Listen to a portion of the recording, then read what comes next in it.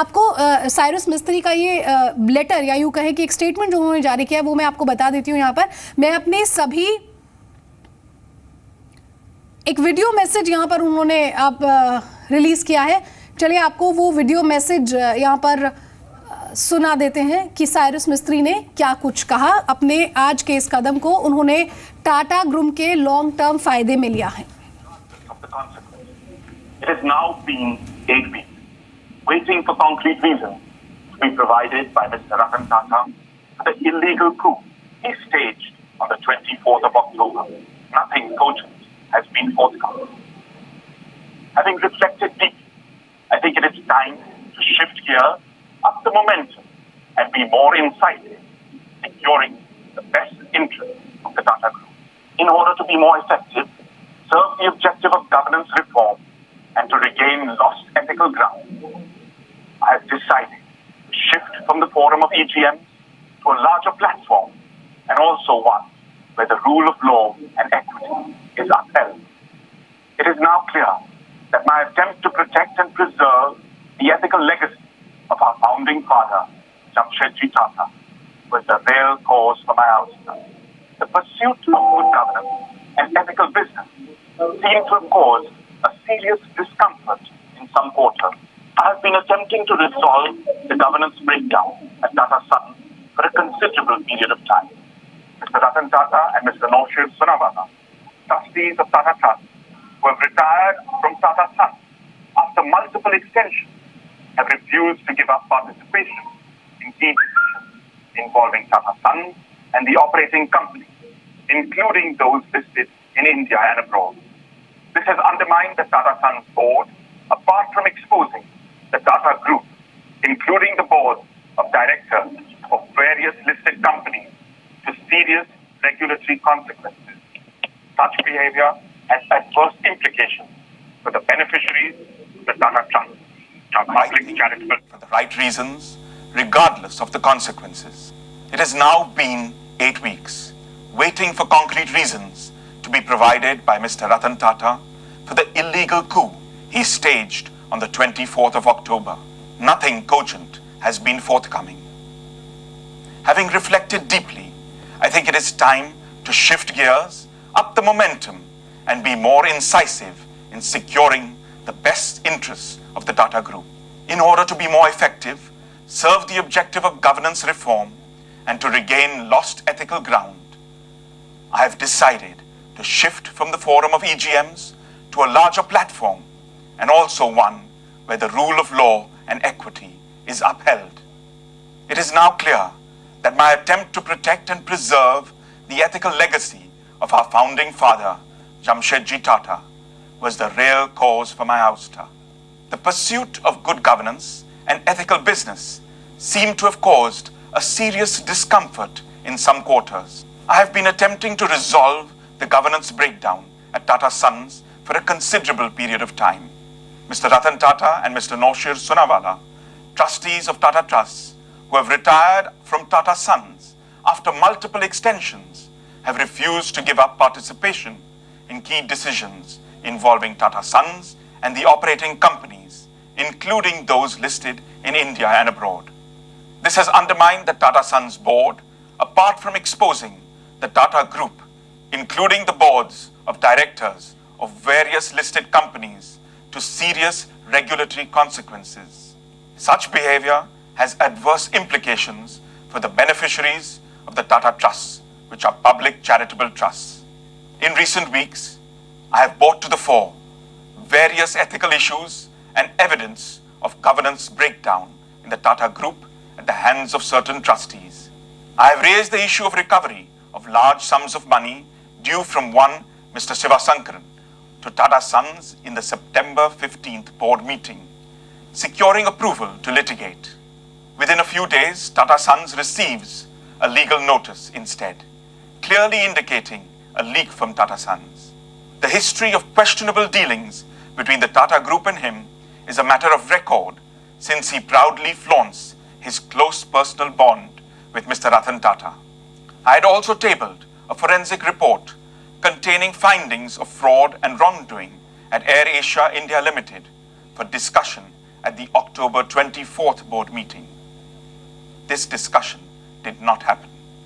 Under the interim chairman, Mr. Ratan Tata, a subsequent board meeting of Tata Sons was held on November 17th. With full knowledge of the fraud, further funds were released to AirAsia Limited. Yet, no concrete steps expected of an ethical organization to fix responsibility for the fraud have been taken till date. These are but some live examples.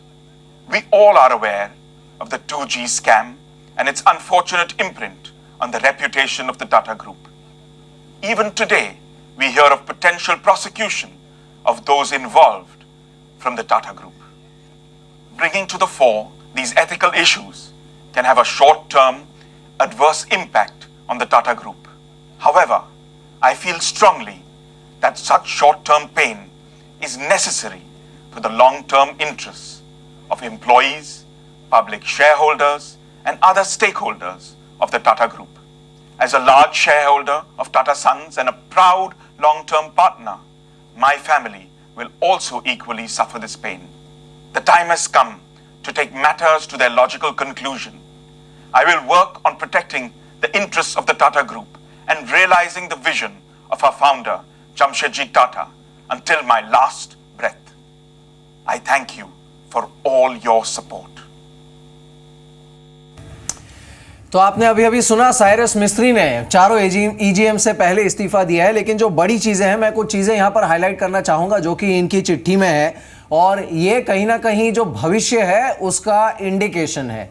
Cyrus मिस्त्री ने यहां पर साफ तौर पर indicate किया है कि अब आज की तारीख के बाद शापोरजी पालोनजी ग्रुप, उनकी शेयर होल्डिंग टाटा सन्स में और साथ ही टाटा सन्स के प्रोमोटर्स की शेयर होल्डिंग, ये दोनों आमने सामने होंगे। इस बयान में आपने ये भी सुना कि उन्होंने ये कहा कि मेरी जो लंबी लड़ाई कॉर्पोरेट गवर्नेंस को प्रोटेक्ट करने के लिए मैंने शुरू की है, उसे मैं जारी रखूंगा। इसमें से सीधा सवाल ये निकलता है कि क्या साइरस मिस्त्री अब ये इंडिकेट कर रहे हैं कि शापोरजी पालोनजी ग्रुप अपनी हिस्सेदारी जो कि इनके पास टाटा सन्स में है उसके बारे में सोचेगा, और टाटा सन्स में जहां जहां उन्हें आपत्ति है शेयर होल्डिंग पैटर्न को लेकर और वोटिंग राइट्स को लेकर, उसे लेकर वो लीगल कोर्स लेगा? ये सबसे बड़ा सवाल। हमारे साथ सुब्रमण्यम स्वामी इस समय लाइन पर हैं, उनसे मैं बात करूंगा। मिस्टर स्वामी, शुक्रिया हमारे साथ इस बातचीत में शामिल होने के लिए। Thanks for joining us. Mister मिस्त्री ने अभी एक वीडियो स्टेटमेंट दिया है and he has very clearly indicated कि 15 साल पहले टाटा सन्स जिस तरह से ऑपरेट करता था, trust had no say and no voting rights in the way Tata Sons operated. This has been diluted, this whole corporate governance structure has been diluted over a period of time, and Mr. Mistry has indicated that he has dug in his heels and he is here for a long drawn battle to protect the interest of Tata Sons and the Tata Trust and the shareholders. Are we looking at a much larger conflict now? हाँ जी, अंग्रेजी में बोलना है हिंदी में? आप हिंदी में बोलिए। ये तो टाटा कि जो नाम जो कमाया था वो तो जमशेद जी और थोड़े जीआरडी ने किया था, बट ये रतन टाटा पहले तो टाटा भी नहीं है, ये इसके पिताजी को ऑर्फनेज से लिया गया था। अब मैं इसलिए बोल रहा हूँ कि उसको परिवार का परंपरा को कोई चिंता नहीं है, और उसने कितने घोटाले किए हैं। 2G में किया है, और फिर राजा से उसने डील डाली थी डोकोमो के लिए, फिर उसके बाद यूनिटेक के बेनामी बन गए, अब वो एयर एशिया में फ्रॉड किया है, टेररिस्ट को भी उन्होंने पैसा दिया उसमें ये डील को पूरा करने के लिए। तो ऐसे कोई एरिया नहीं है, और उसके जो व्यक्तिगत जो बातें हैं जो अभी निकली नहीं है वो भी क्या सबसे सारा परिवार को अपमानित कर देगा। तो इस माहौल में इन्होंने ट्राई किया था, जब वो टाटा सन्स के चेयरमैन थे मिस्त्री जी, और उन्होंने ये ट्राई किया था शुद्ध करने के लिए, उन्होंने डेलोइट को फोरेंसिक रिपोर्ट तैयार करने के लिए दिया था। जिस दिन वो फोरेंसिक रिपोर्ट आई जिसमें सारे घोटालों की एनालिसिस थी, उसी दिन इनको छुट्टी करने की अवैध रूप से उनको निकाल दिया था। अब इनको लड़ना है तो क्योंकि इनके पास 18% टाटा का शेयर है, बिल्कुल, तो इनका तो सबसे बड़ा जिम्मेदारी है। अब ये लड़ने नहीं देते हैं, सारी चमचम को बैठाया है, उसके जरिए रेजोल्यूशन पास कराते हैं जो इलीगल है। अब टाटा ट्रस्ट कि जो नुमाइंदा है रतन टाटा, टाटा ट्रस्ट तो कमर्शियल एक्टिविटी में भाग ही नहीं ले सकता है। Exactly. वो तो एक चैरिटेबल ट्रस्ट है। That's what he has उसका- mentioned. उसका भी एक बहुत बड़ा घोटाला है। इन्होंने इस अपनी सारी चीजों को पोल निकालने के लिए और शुद्धिकरण करने के लिए मैं समझता हूँ कि इनको बाहर निकलना आवश्यक है। मैं इनके जो दो स्टेटमेंट है ना स्वामी जी, वो बड़े अहम है। मैं क्विकली आपको बता देता हूँ। एक तो उन्होंने फ्लैशबैक में जाते हुए ये कहा है कि 1960 में जब टाटा समूह के अलग अलग ग्रुप्स को अपनी हिस्सेदारी बेचनी थी टाटा सन्स में, उस समय उन्होंने शापोरजी पालोनजी ग्रुप को अप्रोच किया था to protect the interest of share holders and Tata Trust. और 15 साल पहले तक उनके पास कोई भी वोटिंग राइट्स नहीं थे। उसके बाद चीज़ें डाइल्यूट हुई। और सेकेंड जो बहुत इंपॉर्टेंट चीज़ उन्होंने कही है वो ये कही है that I am taking this battle to a much larger platform and also one where the rule of law and equity is upheld.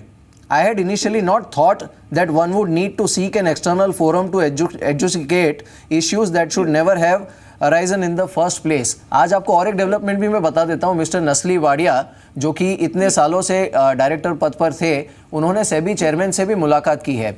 तो अब क्या are we looking at much more skeletons falling out of Tata Sons cabinet?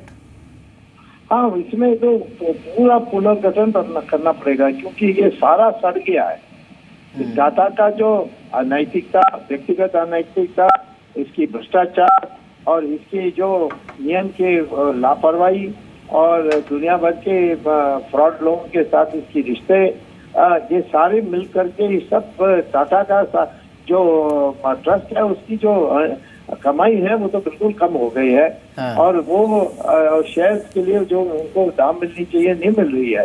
तो इसी प्रकार से सब areas में loss में चल रहे हैं। इंग्लैंड में इन्होंने एक स्टील प्लांट करी थी, वो स्टील प्लांट बंद होने वाली थी और उसमें सिर्फ 11,000 लोग काम कर रहे हैं। उसमें उन्होंने 2 लाख करोड़ रुपए टाटा की लगा दी। यहाँ हमारे देश में उसी को लगाते तो फिर हमारे देश में 3 स्टील मिल उत्पन्न हो सकती थी और 2 लाख हमारे कर्मचारी को नौकरी मिलती। हार्वर्ड यूनिवर्सिटी को उन्होंने $100 बिलियन दिया था, जब हार्वर्ड के पास $30 बिलियन है। हमारे देश में एक नया यूनिवर्सिटी शुरू करते हैं $100 बिलियन है, तो फिर हमारे देश में एक टॉप क्लास सबसे श्रेष्ठ यूनिवर्सिटी हम खड़ा कर सकते थे। और फिर इंग्लैंड में जाकर उन्होंने नाइटहुड ले ली, माने उसका नाम सर रतन टाटा है।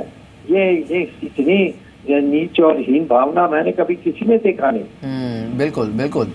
चलिए मिस्टर स्वामी, हम इस मुद्दे पर फिर से आपसे बातचीत करेंगे। फिलहाल बहुत बहुत शुक्रिया इस अपडेट के लिए, इस जानकारी के लिए। लेकिन इसमें जो बड़ा सवाल है वो ये है कि क्या शापोरजी पालोनजी ग्रुप अब इनकी जो हिस्सेदारी है टाटा सन्स में उसके बारे में पुनर्विचार कर सकता है? एक बार हम दर्शकों को बताना चाहेंगे कि जितनी भी कंपनीज हैं उसमें प्रोमोटर्स की होल्डिंग पैटर्न इस समय क्या है।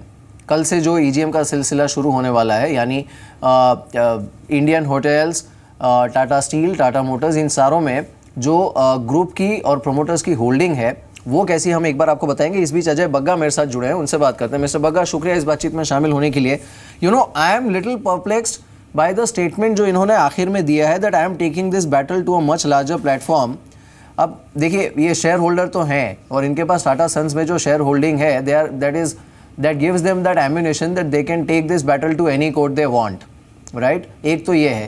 दूसरा, क्या is he indicating that Shapoorji Palonji group will actually consider exiting from Tata Sons and then take a legal course? आपको क्या लगता है? जितना इनकी स्टेटमेंट से देख सकते हैं, ये बहुत मुश्किल है कहना कि एग्जिट करेंगे। और देखिए, लिस्टेड नहीं है टाटा सन, राइट, इलिक्विड शेयर है, इट्स प्राइवेट एंटिटी।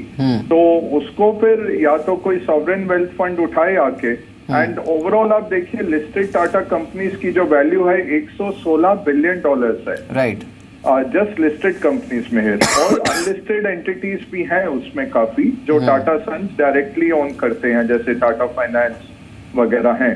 तो ये काफी एक महंगा स्टेक है, लगभग $20 बिलियन से ज्यादा का स्टेक होगा हमारे अनुमान से। मेरे ख्याल से $25 बिलियन No, but ज्यादा that का can be होगा। used as a threat, you know, and not necessarily execute किया जाए, क्योंकि आज इन्होंने जो चीज़ें कही हैं, इनफैक्ट अब एक बार फिर से हम अजय जी आप भी सुनिए, एक बार फिर से मिस्टर मिस्त्री ने जो कुछ अहम बयान दिए, he has just delivered a video statement, उसके कुछ अहम बयान हम सुन लेते हैं और उसके बाद I am coming back to you mister Bagga.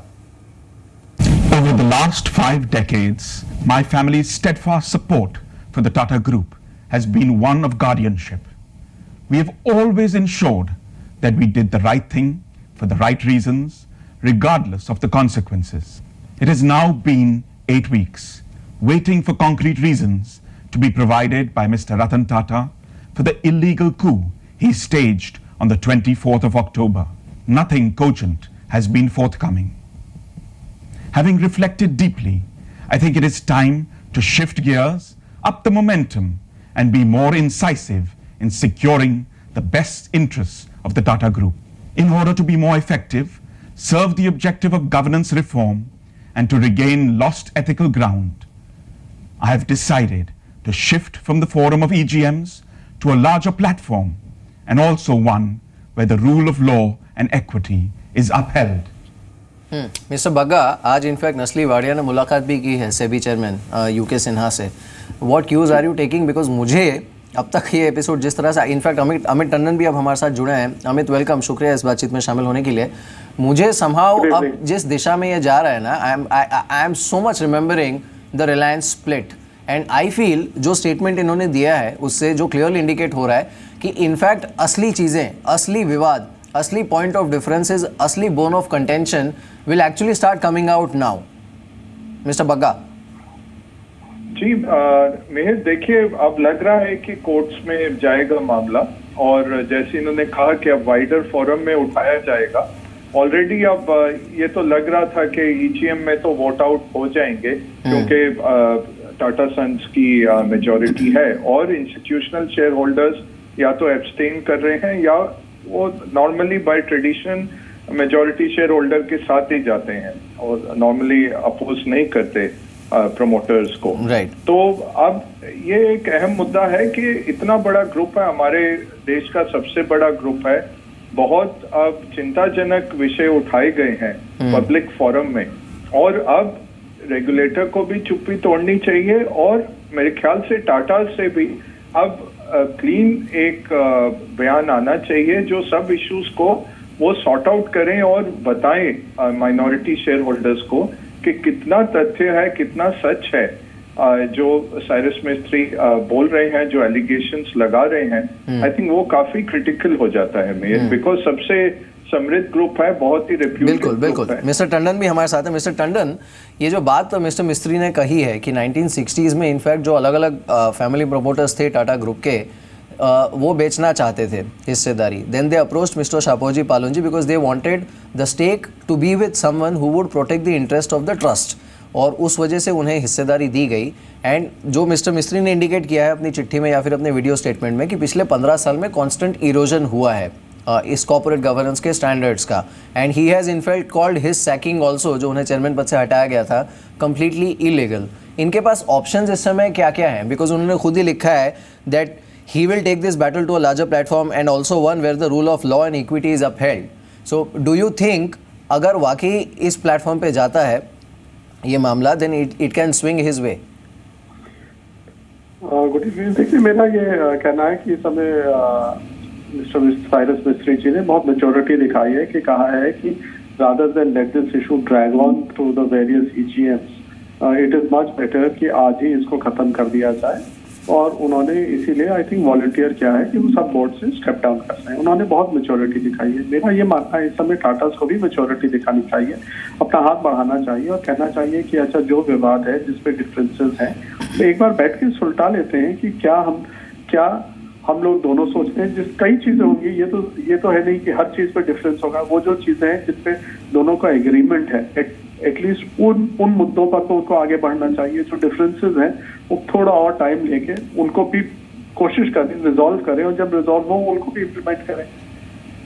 इस तरह से वो होता है. कोर्ट, अगर ना आप कोर्ट जाओगे, किसी का उसमें कंपनीज को ही काफी तकलीफ होगी, ना माइनॉरिटी इन्वेस्टर्स के हित में है, ना वो लार्ज शेयर होल्डर्स के हित में, क्योंकि ये चीजें जो ड्रैग करेंगी, कोर्ट कुछ कहेगा, वो कुछ करना चाह रहे हैं, ना उनके हित में। अगर आप कहेंगे कि सरकार या सेबी या कोई इंटरफियर करे, उसमें वो भी किसी के हित में नहीं है। तो इसीलिए दोनों को बैठ के एक बार बात करनी चाहिए और फिर ये सब रिजॉल्व करके आगे चढ़ना चाहिए। बिल्कुल। इस बीच हमारे साथ हमारे संवाददाता तरुण शर्मा इस समय वहीं पर मौजूद हैं जहां पर ये बैठक चल रही थी। Tarun, so you have heard from horses mouth कि ये अदालत जाने वाले हैं मिस्टर मिस्त्री। बिल्कुल, साइरस मिस्त्री ने मन बना लिया है कि वो कोर्ट जाएंगे और उनका जो फैसला है वो इस तरीके से वो कह रहे हैं कि कॉर्पोरेट गवर्नेंस की लड़ाई के लिए वो कोर्ट का रास्ता अपनाएंगे, लेकिन ये साफ करने को तैयार नहीं है क्या वो सैट जाने का प्लान कर रहे हैं या हाई कोर्ट में इस मामले को चैलेंज किया जाएगा, किस सेक्शंस के अंदर ये चैलेंज किया जाएगा, इस पे अभी वो पर्दा डाले हुए हैं। लेकिन ये उन्होंने साफ कर दिया है कि अब उनका जो मन है वो कोर्ट जाने का है और कोर्ट में इस लड़ाई को आगे लड़ा जाएगा और जो बेस बनाया जाएगा वो कॉर्पोरेट गवर्नेंस के इश्यूज को बनाया जाएगा। लिहाजा जिस तरीके से जो साइरस मिस्त्री की पहली चिट्ठी थी उसमें कई सारे ऐसे इंसिडेंट्स बताए गए थे जहां पे कॉर्पोरेट गवर्नेंस की धज्जियां उड़ी हुई थी टाटा सन्स के अंदर, उन सभी को बेस रख के अब साइरस मिस्त्री कोर्ट जाने का प्लान कर रहे हैं। बिल्कुल। तो ये कब तक हो सकता है तरुण? और साथ ही और एक चीज़, आज नस्ली वाडिया ने भी मुलाकात की थी सेबी चेयरमैन से, ऐसी जो सूत्रों के हवाले से खबर आई थी। तो क्या ये माना जाए दैट टुगेदर मिस्टर मिस्त्री एंड मिस्टर नस्ली Wadia will fight this battle against Tata group now? बिल्कुल, ये साफ अब हो गया कि नुस्ली वाडिया और साइरस मिस्त्री दोनों मिलकर इस लड़ाई को आगे लड़ेंगे, क्योंकि जिस तरीके से जो इंसिडेंट्स साइरस मिस्त्री ने बताया उसका कुछ पार्ट नुस्ली वाडिया ने भी अपनी चिट्ठी में बताया है। और इस दोनों आज जिस तरीके से नुस्ली वाडिया सेबी चेयरमैन से मिले और उन्होंने पूरे इंसिडेंट्स को सेबी चेयरमैन के सामने भी रखा कि किस तरीके से टाटा मोटर्स या बाकी चीज़ों में टाटा ट्रस्ट का इंटरफेरेंस था। और अब साइरस मिस्त्री भी वही बात कह रहे हैं कि किस तरीके से टीटीसीएल के अंदर शिवा रमन को स्टेक दिया गया, कैसे एक हफ्ते के अंदर वो पैसा डबल हो गया, जिस खबर को जी बिजनेस ने भी जोर शोर से उठाया था। तो इन सभी ये अब आने वाले समय में ये तय है कि साइरस मिस्त्री कोर्ट में लड़ाई करेंगे और ये जो नुस्ली वाडिया हैं इन्होंने सेबी को ऑलरेडी इनिशिएट करने को कहा है। उधर enforcement directorate already air Asia के मामले में इन्वेस्टिगेट कर रहा है। तो इन सभी मामलों को यदि देखा जाए तो चारों तरफ से टाटा ग्रुप को घेरने की कोशिश की जाएगी और जिसमें इन्वेस्टिगेशन एजेंसीज भी होंगी, रेगुलेटर्स भी होंगे और कोर्ट का रास्ता भी होगा। जी चलिए तरुण, आप नज़र बनाकर रखिएगा इस पूरी खबर पर। तो अमित, अब क्योंकि largely this is about a group which is not listed, जैसे अजय भी कह रहे थे, how much role actually SEBI can play? हो सकता है मामला कोर्ट में जाए in terms of ownership and the corporate governance issues? देखिए, दो चीजें हैं। एक तो कई कंपनीज लिस्टेड हैं और जो कई चार्जेस उठाए गए हैं कि प्रोसीजर नहीं फॉलो किया गया या कुछ जो फाइलिंग हुई है वो तो लिस्टेड कंपनीज के बाद में होगा। अगर आप देखें, दो और है, एक अनलिस्टेड टाटा सन्स है और दूसरा टाटा ट्रस्ट है। एक इशू जो बार बार उठाया जा रहा है वो है कि ट्रस्ट की क्या रोल्स एंड रिस्पॉन्सिबिलिटीज हैं और वो क्या फॉर प्रॉफिट है। अगर वो नॉट फॉर प्रॉफिट है तो उनको क्या कॉर्पोरेट किसी कंपनी में, किसी फॉर प्रॉफिट कंपनी के डिसीजंस में इंटरफियर करना चाहिए या नहीं करना चाहिए। तो ये मुद्दा उठाया गया है और इसमें जरूर जो तरुण जी ने कहा है, तरुण शर्मा जी ने कहा, इसके हिसाब से वो जरूर इन्वेस्टिगेट किया जाएगा। दूसरा ये है कि अगर टाटा सन्स लिस्टेड नहीं है पर तब भी उसमें बहुत सारी बैंक बोरोइंग्स है, it's a public limited company, तो उस पर क्या रोल्स एंड रिस्पॉन्सिबिलिटीज है, उसके बोर्ड को क्या करना चाहिए था, कैसे बिहेव करना चाहिए था, वो जरूर मुद्दा उठेगा। हमारा ये मानना है कि चाहे टाटा सन्स लिस्टेड नहीं है, just given the role of Tata Sons as the holding company for all the group companies, it should behave like a listed company, even though those rules and regulations don't apply on it or necessarily apply to them. बिल्कुल। लेकिन इसमें एक चीज़ ये भी है अजय कि जो uncertainty थी, बिकॉज इन्होंने खुद ही पहले वॉलंटरीली, और जैसे अमित ने कहा भी कि मैच्योरिटी दिखाकर ही has offer to step down, so at least एक वो जो ओवरहैंग था as far as EGM is concern on the listed entities, वो अब हटेगा and market might react positively to it.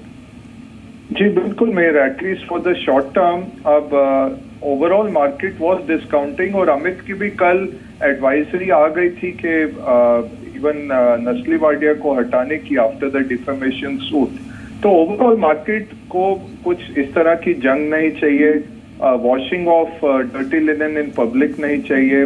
आप इतने बड़े ग्रुप हैं, रिप्यूटेड ग्रुप हैं, ग्रेशियसली ये मामला सेटल होना चाहिए था। अब ये लग रहा है कि एक ब्रेकिंग पॉइंट आया है, आज जिस तरह से वक्तव्य आया है साइरस का, तो लगता है कि वो बड़ा फोरम जो कह रहे हैं कि उसको आप पब्लिकली लेके जाएंगे, जो अभी तक नहीं हुआ था। बट दोनों तरफ से पीआर एजेंसीज, दोनों तरफ के वकील और ये जो विस्पर कैंपेन्स तो चल ही रहे थे, जहाँ पे सिलेक्टिव इंफॉर्मेशन दी जा रही थी या चिट्ठियों के द्वारा बहुत शेयर होल्डर्स को और मीडिया को सचेत किया जा रहा था कि ये इश्यूज हैं। तो इश्यूज तो पब्लिक डोमेन में ज्यादातर आ चुके हैं। अब यही है कि ये देखना पड़ेगा कि रेगुलेटर स्टेप इन करेंगे। मेरे ख्याल से तो नहीं अभी तक, क्योंकि रेगुलेटर टाइम दे रहे हैं कि कंपनीज रिजॉल्व करें खुद। जहाँ पे क्वेश्चन ऑफ लीगैलिटी है वहाँ पे एनफोर्समेंट एजेंसीज इन्वॉल्व होंगी, अगर फेमा है या कुछ इस तरह का कॉन्ट्रोवेंशन है। बाकी रेगुलेटर बोलेगा कि जो मेजॉरिटी शेयर होल्डर्स हैं उनका क्या कथन है और उनका क्या चलन है, और अगर वो लेटर ऑफ लॉ फॉलो किया गया है, स्पिरिट छोड़िए, लेटर फॉलो किया गया है तो वो चलने देंगे। एक बात और मैं कहना चाहूंगा, ये जो लोग कह रहे हैं कि टाटा सन्स को पब्लिक होना चाहिए, शाहपुर जी पालन जी ग्रुप खुद पब्लिकली लिस्टेड नहीं है, वो सब उनकी कंपनियां प्राइवेट हैं और उनकी होल्डिंग जो है उनकी पब्लिक कंपनीज में वो भी प्राइवेटली हेल्ड एंटिटीज के थ्रू है। तो ये कहना बात ठीक नहीं है कि टाटा सन्स को फोर्स किया जाए कि वो पब्लिक लिमिटेड कंपनी बने और पब्लिक लिस्टिंग करे, इससे मैं सहमत नहीं हूँ। हाँ, ये जरूर है कि स्टैंडर्ड ऑफ एथिक्स जो है टाटा से हमारा एक्सपेक्टेशन बहुत हाई है और उम्मीद यही है कि वो उस पर खरे उतरेंगे। बिल्कुल, लेकिन डेफिनेटली ये बैटल यहाँ से काफ़ी लंबी चलेगी इस समय, जिस तरह के संकेत मिस्टर मिस्त्री ने दिए हैं। शुक्रिया अजय हमारे साथ इस बातचीत में शामिल होने के लिए। अमित आपका भी शुक्रिया। लेकिन एक बार फिर से जाने से पहले सुन लेते हैं कि साइरस मिस्त्री ने ये इस्तीफा देने के बाद जो वीडियो स्टेटमेंट इश्यू किया है उसमें उन्होंने क्या कहा, एक बार सुन लेते हैं। Over the last 5 decades, my family's steadfast support for the Tata Group has been one of guardianship. We have always ensured that we did the right thing for the right reasons, regardless of the consequences. It has now been 8 weeks, waiting for concrete reasons to be provided by Mr. Ratan Tata for the illegal coup he staged on the 24th of October. Nothing cogent has been forthcoming. Having reflected deeply, I think it is time to shift gears, up the momentum, and be more incisive in securing the best interests of the Tata Group. In order to be more effective, serve the objective of governance reform, and to regain lost ethical ground, I have decided to shift from the forum of EGMs to a larger platform, and also one where the rule of law and equity is upheld. It is now clear that my attempt to protect and preserve the ethical legacy of our founding father, Jamshedji Tata, was the real cause for my ouster. The pursuit of good governance and ethical business seemed to have caused a serious discomfort in some quarters. I have been attempting to resolve the governance breakdown at Tata Sons for a considerable period of time. Mr. Ratan Tata and Mr. Noshir Sunawala, trustees of Tata Trusts, who have retired from Tata Sons after multiple extensions, have refused to give up participation in key decisions involving Tata Sons and the operating companies, including those listed in India and abroad. This has undermined the Tata Sons board, apart from exposing the Tata Group, including the boards of directors of various listed companies, to serious regulatory consequences. Such behavior has adverse implications for the beneficiaries of the Tata Trusts, which are public charitable trusts. In recent weeks, I have brought to the fore various ethical issues and evidence of governance breakdown in the Tata Group at the hands of certain trustees. I have raised the issue of recovery of large sums of money due from one Mr. Sivasankaran to Tata Sons in the September 15th board meeting, securing approval to litigate. Within a few days, Tata Sons receives a legal notice instead, clearly indicating a leak from Tata Sons. The history of questionable dealings between the Tata Group and him is a matter of record, since he proudly flaunts his close personal bond with Mr. Ratan Tata. I had also tabled a forensic report containing findings of fraud and wrongdoing at Air Asia India Limited for discussion at the October 24th board meeting. This discussion did not happen. Under the interim chairman, Mr. Ratan Tata, a subsequent board meeting of Tata Sons was held on November 17th. With full knowledge of the fraud, further funds were released to Air Asia Limited. Yet, no concrete steps expected of an ethical organization to fix responsibility for the fraud have been taken till date. These are but some live examples. We all are aware of the 2G scam and its unfortunate imprint on the reputation of the Tata Group. Even today, we hear of potential prosecution of those involved from the Tata Group. Bringing to the fore these ethical issues can have a short-term adverse impact on the Tata Group.